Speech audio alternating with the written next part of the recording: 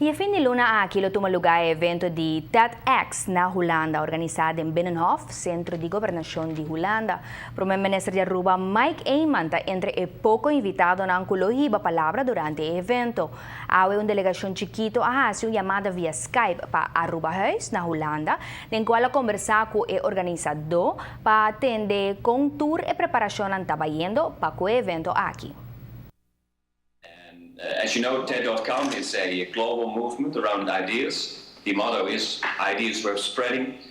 It's been extremely successful in this mission. The website with all these online talks, as they're called, has received almost 2 billion page views. So that's billion with a B, that's almost Gangnam style, but not with dancing Koreans, but around ideas.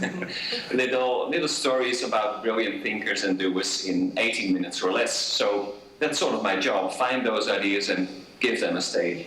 At TEDx Binnenhof, we have shifted this focus. We are looking for solutions for global challenges. So huge challenges that we need to tackle, that we need to combat. And we found many speakers, 10 of them, who are experts in a certain field and who will present their solution for a challenge like CO2, like pollution, solutions like circular economy, all these hot topics that will be addressed by people who have an idea of spreading.